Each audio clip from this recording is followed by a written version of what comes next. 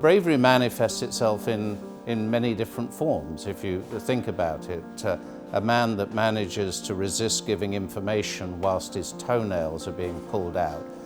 Somebody with a spear attacking or trying to defend himself from a raging bull elephant or to protect somebody else.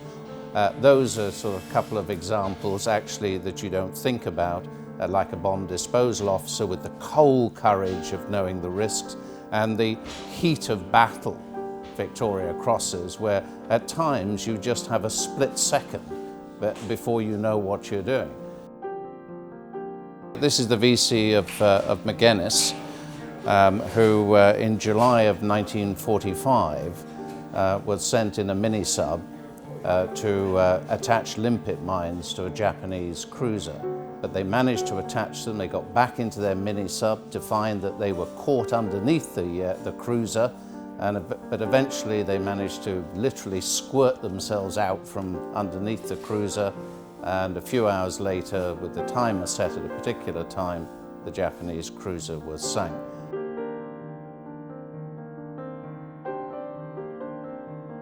Sergeant Jackson volunteered to go out of the pilot's hatch and make his way onto the wing at 20,000 feet, flying at 200 miles an hour, with a fire extinguisher tucked into him in order to try to extinguish the flame.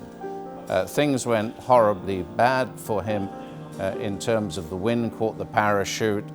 He couldn't hold on.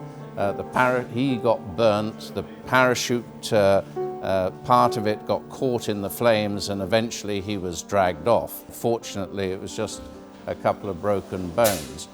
But I think the visual effect of, when you think about it, of somebody being prepared to go out of a hatch at that height with just a hand extinguisher in order to attempt to save the bomber was an incredible feat. By being able to add this particular Victoria Cross to the collection, I think is one of the highlights of the collection.